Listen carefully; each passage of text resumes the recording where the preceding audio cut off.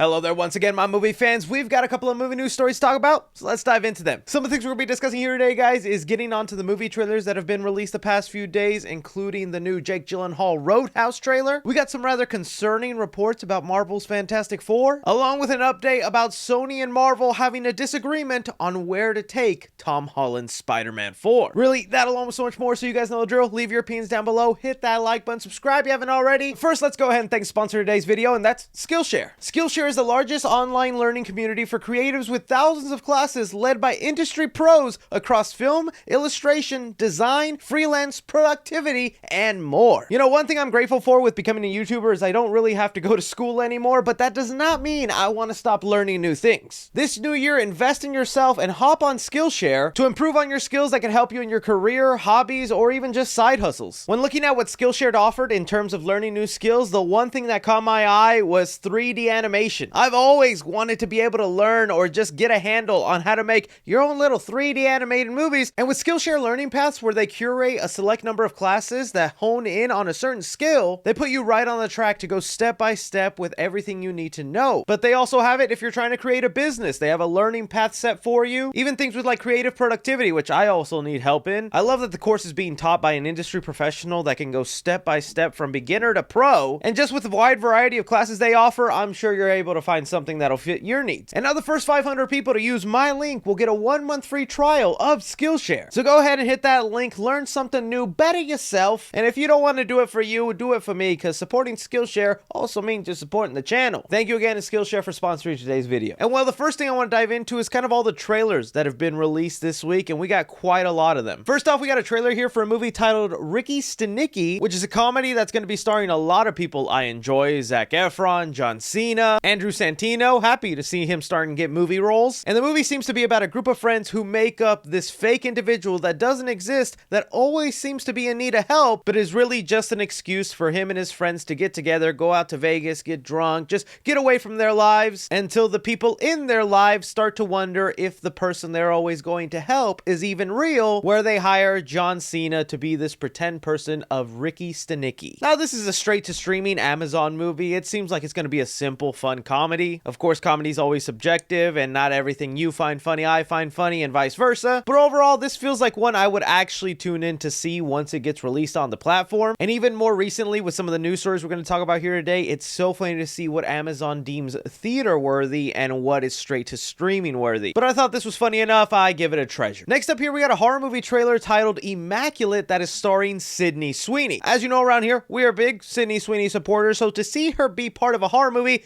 immediately interested. And the premise for this seems to follow Sydney Sweeney as Cecilia, who decides to become a nun. She joins a convent, is trying to live a better life, only to realize things aren't what they appear to be. She starts to experience paranormal activity, ends up becoming pregnant without sleeping with anyone, and looks like a whole bunch of other sinister things begin to happen to her. Honestly, it was just funny seeing the internet react to this trailer, because although Sydney Sweeney is a nun, they still found a way to show off her assets. Hey! Can't you see this woman's a nun? But that kind of stuff aside, I gotta admit, I'm never the biggest fan of these like religious horror movies or even paranormal stuff like this. They honestly sometimes end up boring me. And I really hate to say it, but I feel like without Sydney Sweeney, I would not have much of an interest to check this out. And the point of a trailer is to excite you, so unfortunately, I'm gonna have to give this trash. Next up, we got the trailer that a lot of people have been buzzing about, Roadhouse. Now, this is a remake of the Patrick Swayze 1989 film starring Jake Gyllenhaal. I really enjoy the Patrick Swayze version, and I was curious to see what Doug Liman and Jake Gyllenhaal would do differently with this movie, and it looks like they just added in UFC elements. The UFC elements go as far as to include Conor McGregor here as like a secondary villain, and you could just tell Conor McGregor is eating up every minute of screen time. The biggest thing that stood out to me though were the action scenes, because I feel like they are very well choreographed and make this movie look like so much fun. And although for the most part I do feel like this movie will be very enjoyable, there is a part of me that feels like they went a little over the top with this premise, and it's giving me vibes of what they did with the Point Break remake, where it feels like they just went in a completely weird direction with the story, and I feel like that's what will be the lacking part of this movie, is the story. But then again, the original Roadhouse wasn't necessarily a masterpiece in its story, it just had a very enjoyable vibe. So overall, I am looking forward to this Roadhouse movie. Now, it's also worth mentioning the controversy attached to this film, because the director has come out to boycott his own movie. movie. Doug Liman went as far as to write an article for Deadline, where we get a lot of our movie sources, and he basically just rants off how he feels like Amazon did him dirty. Whenever Amazon purchased MGM and their movies, they promised that they would be releasing a lot of theater movies, and they told him as long as he made a good movie, they would most likely do that. But even though this movie has tested very well and apparently audiences really like it, they still decided it should go straight to streaming. And to kind of put that into perspective for you, The Bay Caper with Jason Statham, that was an MGM Amazon movie, and they thought that should go to theaters. And I'm telling you right now, Roadhouse looks 10 times better than whatever The Bay Caper was. But it always sucks when you see a director boycott his own movie, not wanting to be part of it because he feels like he was done dirty by the studio. But for me right now, I think this looks cool, and I'm gonna want to check out Roadhouse, and it sucks that it didn't get a theater release. But the trailer I wanted to talk about last is the one that most hyped me up and is now one of my most anticipated movies of this year, Monkey Man. Oh yeah, this ain't no superhero movie, but it might as well be with the amount of insane action going on in here. This movie is not only starring Dev Patel, but it's also his directorial debut, and he also wrote the movie. Jordan Peele is also producing the film alongside his company Monkey Paw, and it's basically about this felon who gets out of jail, is trying to adjust to life when something bad happens to him, and he decides to take revenge on those who did him dirty. And guys, the action scenes in here looks like some of the most intense creative stuff I've seen in a while. Very John Wick inspired. You could see right now on Twitter they have it trending Indian John Wick, but I don't know if anyone should take that as an insult, because John Wick 4 is like the gold standard of what you would want from your action movies now. And yeah, everything about this just looks awesome. I never pictured Dev Patel as sort of an action star. I really enjoy him as a serious dramatic actor, but the boy is convincing me with his action scenes here. And heck, we were just talking about how Roadhouse was having this dilemma with their studio going straight to streaming. This movie was originally bought by Netflix for $30 million to go straight to Netflix, but once Jordan Peele got his hands on the movie and saw it, he felt like there was real potential for this in theaters and decided then to make it a theater release, which that just goes to show you the best movies do get theater release because they have that box office potential. Definite treasure. Let me know what you guys thought about these trailers that were released this week and which movie you're most excited for. Moving on here to a rather interesting story concerning Bob the Builder. Yeah, don't know if you ever thought about that dude in a while, but I'll tell you right now, the man's gotten a tan, because Bob the Builder's Latino now. In an article with Variety, they have it here that Jennifer Lopez is set to produce a Bob the Builder animated movie at Mattel starring Anthony Ramos. A twist on the long-running childhood series Bob the Builder follows Roberto, aka Bob, who travels to Puerto Rico for a major construction job. According to the official logline, audiences will see Bob as he takes on issues affecting the island and digs deeper into what it means to build. Now with that right there, let's hear it, boys. Let's get them boys with the dirty beards living in mama's basement who hate everybody saying, Bob the Builder went woke! Tell me right now, on YouTube, is there anybody out there with a Bob the Builder thumbnail where he's got red eyes? It's got to be out there already now, right? Aside from people fake rage baiting that they care all of a sudden about Bob the Builder, this is definitely an interesting direction for the movie to go in. If you really wanted to make a movie about a Latino handyman, then you should have gone with Handy Manny. I didn't really grow up with Bob the Builder, kind of past my time, but the man I did grow up with was Handy Manny, and that show was fun. You should have just made this a Handy Manny movie, man. If he's not showing up in the post-credit scene, I'm gonna be rather disappointed. We'll see how this movie turns out when it gets released. It's just funny to think now that Bob the Builder is actually named Roberto. Bring us here to some updates with Marvel, starting off with the ongoing casting search for the Sentry. Now, as you guys know, Sentry was originally going to be played by Steven Yeun in the upcoming Thunderbolts movie until he just felt like he didn't want to be part of the film anymore. This has then led Marvel to look for a new person, and it looks like the current person that they're trying to get is Lewis Pullman, who you might have recently seen in Top Gun Maverick playing Bob. And looking at what Bob was in Top Gun Maverick and just his appearance and all that, I feel like, yeah, this could fit well. From what we've been hearing reports on, it looks like Sentry in this movie is supposed to play almost like a Captain America-like person. And when I say that, I mean someone who is really scrawny, weak, nerdy, is always getting pushed around, and then throughout the course of the movie is going to be gifted with the powers of Sentry, becoming one of the most powerful people in the MCU. And I doubt they're going to go with the good Boy Scout Captain America tradition of once he gets that great power, he's going to be a great man. It's probably going to be more something like when the scrawny guy finally gets all the power he's been desiring,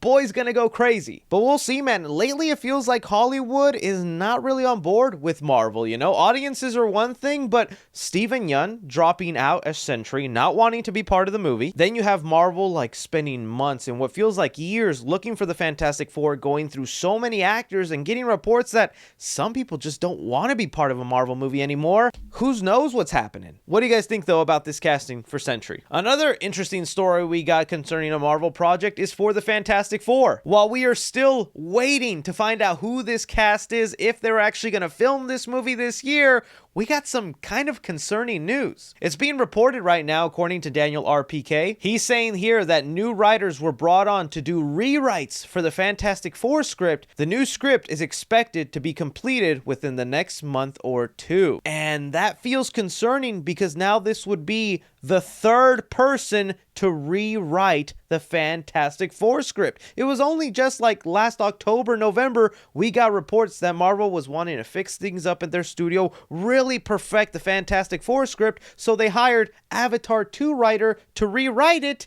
and now after he wrote it, they need someone else to rewrite it. That definitely has got to scare us Marvel fans and makes us wondering what is happening in the behind-the-scenes writing phase that they just cannot get these scripts the way they want to, that they have to continuously rework them. You know, I did see one scooper look at the more shining light of this, and maybe it can calm us down, where this scooper says, no one should be concerned about this. And you'll see this happen a lot more at Marvel as they look into scripts before shooting starts, so they aren't making changes during production and post. It's not a bad thing, you're just going to see a slowdown overall. And when they put it in that perspective and kind of spell it out for us this way, I guess it does make a little bit of sense. The past couple of Marvel projects have been run down with reshoots, rewrites. Look at Captain America 4. That was a movie that was finished filming, and now all of 2024, they are spending like 8 months of reshoots on that movie. Meaning they filmed an entire movie where it just didn't seem to go the way they wanted, where it looks like they're refilming the entire thing. That's got to be expensive to basically film one movie and then end up having to refilm the entire movie. We've heard of similar things with like the Marvels and other projects, like they kind of did with the upcoming Daredevil series. Remember, they filmed 6 episodes before they decided to fire and then reboot that series altogether. All that is wasted money and filming and time. I guess this is Marvel just wanting to completely 1000% perfect their script so that when they go into production,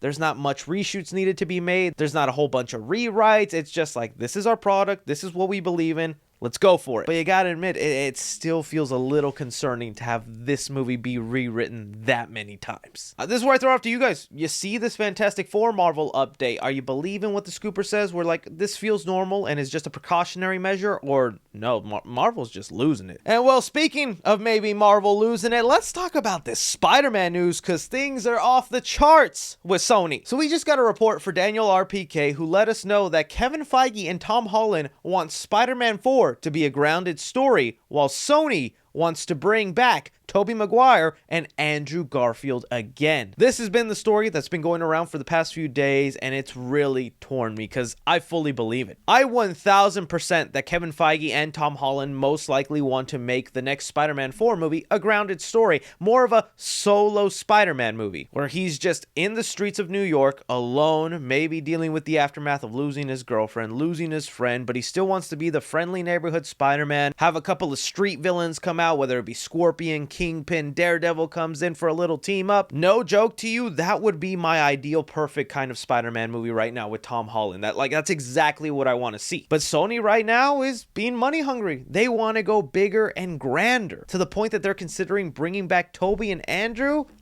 It's so weird to think I don't want that for a movie, because of course I want to see Tobey and Andrew come back. Are you kidding me? But I just don't feel like Spider-Man 4 is the right time for it. You're obviously wanting to start a brand new trilogy of movies with Tom Holland, and if that's the case, you kind of got to scale back. You got to go grounded and build up to another big event. All the specialness and rarity that came with Spider-Man No Way Home, having those spider people on screen, was a beautiful, cinematic, fantastic event that even if people are now turning on No Way Home, I still cherish that movie for what it accomplished. But now if you start to make this a regular thing where they just show up in Spider-Man 4, and then obviously in Spider-Man 5, you have to do something bigger, which I don't know what is bigger than bringing back those Spider-Man people, and then forget about Spider-Man 6, how do you even beat that? It feels like Sony is obviously setting them up for failure. Even worse, with their Sony spin-off universe kind of tanking right now. I mean, the projections for Madam Web looks like it's going to open worse than Morbius, and we know Morbius was a flop. It feels like they're kind of tired of losing the money and are desperate to do whatever it takes. Now, again, like I said, if they end up bringing Toby and Andrew for Spider-Man 4, oh, I'm buying 10 tickets, seeing it freaking 40 times opening weekend like I did No Way Home. But deep down inside, that's not what I want to happen. You know, I want Tom to shine in his own movie and not me to be tricked into liking his movies just because some of the OGs are there. I don't know. That's just my opinion on it. I have seen some people torn where they just don't care. They want those boys back. There's other people that are like, no, let's make it grounded. Where do you fall in line on this dilemma, and what would you want to see? But that is all movie news we currently have going on right now, guys. I want to thank you so much for taking time out of my day to watch me talk some movie news. Don't be forgetting to hit that like button, subscribe if you haven't already, follow me on Twitter at 3C Films or on TikTok at 3C Films. But as always, I'm Chris. Take care.